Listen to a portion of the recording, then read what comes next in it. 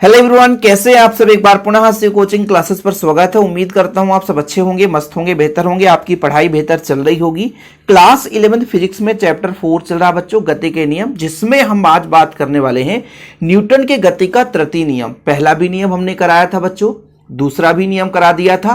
पहला नियम क्या था भाई, बताओ आप। कि कोई वस्तु स्थिर है तो स्थिर ही रहेगी, गतिमान है तो गतिमान ही रहेगी जब तक उसमें बाह्य बल ना लगाया जाए। यानी किसी वस्तु में स्थित परिवर्तन तभी होगा जब उस पर हम बाह्य बल लगाएंगे।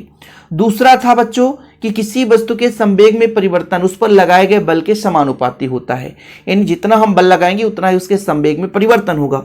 और तीसरा है कि प्रत्येक क्रिया के बराबर तथा विपरीत प्रतिक्रिया होती है, मतलब जिस दिशा में हम क्रिया करते हैं उसके विपरीत भी एक बल कार्य करता है जो कि क्रिया के बराबर होता है और उसके विपरीत होता है। जैसे बच्चों, आप लोग किसी को एक तमाचा गाल पे मार दो, आपके भी हाथ में थोड़ा बहुत दर्द होगा। सबसे बढ़िया एग्जाम्पल, आपके घर में दीवार है, दीवार पे अपना हाथ मार दो। ऑलरेडी बच्चों आपने बल लगाया दीवार पे, लेकिन दीवार का भी धक्का आपके हाथ पे लगेगा।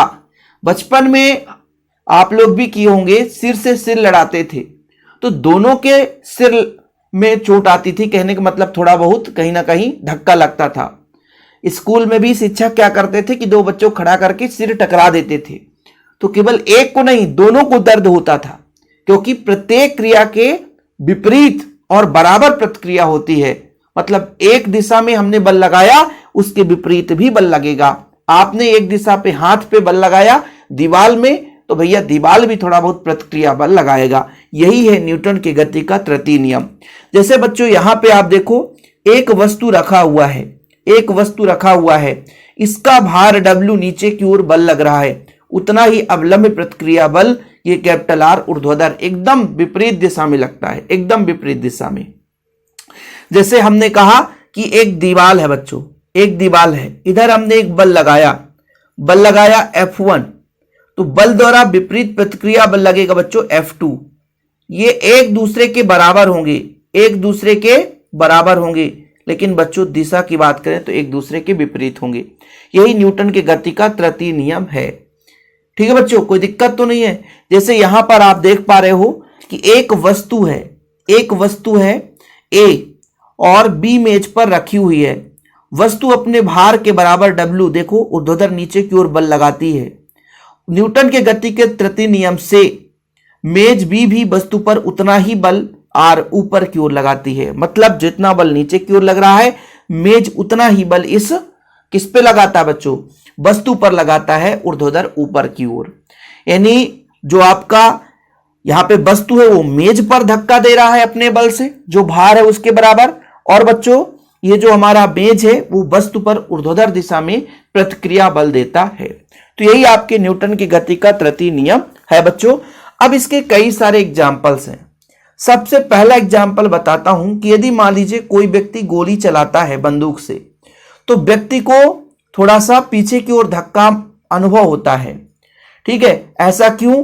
क्योंकि भाई साहब गोली जितनी तीव्रता के साथ आगे की ओर बढ़ेगी, ठीक है, गोली जितनी तीव्रता के साथ आगे की ओर बढ़ेगी उतना ही उसका प्रतिक्रिया बल पीछे की ओर लगता है। यानी जैसे आप लोग जानते हैं कि गोली मारने से, यानी गोली दागने से गोली आगे की ओर क्यों जाता है? क्योंकि गोली में भरा रहता है बारूद। बारूद जब जलता है बच्चों, तो आप लोग रॉकेट के सिद्धांत से इसका जो यहाँ पे जलकर गैस है वो पीछे की ओर जाएगा और गोली पर एक बल लगेगा, गोली उतना ही आगे की ओर जाएगा। तो ऐसे ही बच्चों बंदूक के अंदर बारूद के जलने से उत्पन्न गैस गोली पर बल लगाती है, जिससे गोली अत्यधिक वेग से आगे चलती है और गोली भी उतना ही बल बंदूक पर पीछे की ओर लगाती है, जिससे बंदूक चलाने वाले व्यक्ति को पीछे की ओर धक्का लगता है। अब क्वेश्चन यहीं से आता है, ऑब्जेक्टिव तो आ जाएगा प्रत्येक क्रिया के बराबर तथा विपरीत प्रतिक्रिया होती है, ये तो ऑब्जेक्टिव हो जाता है बच्चों, है ना। और आप लोगों का जो एग्जाम्पल से क्वेश्चन पूछा जाता है कि बंदूक से गोली दागने पर चलाने वाले व्यक्ति को पीछे की ओर धक्का लगता है, क्यों?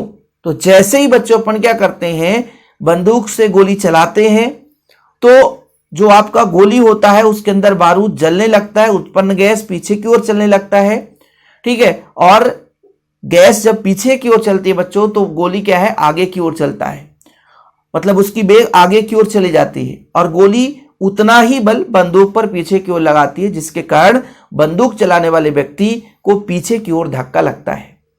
ऐसे कई सारे एग्जाम्पल्स और बहुत सारे एग्जाम्पल्स हैं कि कुएं से पानी से भरे बाल्टी को खींचते समय रस्सी के टूट जाने से व्यक्ति पीछे की ओर गिर जाता है, क्यों? देखिए ये सारे क्वेश्चन सिलेक्टेड है भाई, ऐसे ही क्वेश्चन एग्जाम में पूछे जाते हैं और हमेशा मैं आपको ऐसे एग्जाम्पल कराते रहता हूं। बस आप लोगों से गुजारिश करता हूं कि बच्चों नोट्स जरूर ले लें। कई सारे बच्चे नोट्स ही नहीं लेते हैं, 100 रुपए मात्र चार्ज लगता है। आल चैप्टर के नोट्स आपको मिलेंगे, आल चैप्टर जैसा पढ़ाया जाता है बच्चों वही चीज। ये बोला गया कि भाई ये कुआं है, यहां से एक व्यक्ति है, ठीक है, एक व्यक्ति है बच्चों, रस्सी से पानी खींच रहा है कुएं से, ठीक है, तो यह पीछे की ओर थोड़ा सा झुक जाता है, पीछे की ओर झुकता है। क्यों? क्योंकि कारण होता है कि व्यक्ति जब रस्सी को खींच रहा होता है बच्चों तो रस्सी भी एक प्रतिक्रिया बल लगाता है। जैसे बल की दिशा इधर है तो प्रतिक्रिया बल नीचे की ओर होगा, जैसे ही रस्सी टूटता है तो यह बल ज्यादा हो जाता है और व्यक्ति पीछे की ओर गिर जाता है। सिंपल है।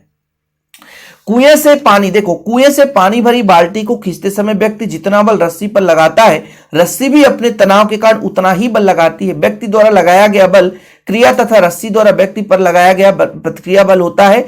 रस्सी के टूट जाने पर प्रतिक्रिया समाप्त हो जाती है, यानी रस्सी द्वारा लगाया गया बल समाप्त हो जाता है, लेकिन व्यक्ति तो ऊपर की ओर रस्सी खींच रहा होता है, इस कारण से बच्चों वो पीछे की ओर गिर जाता है।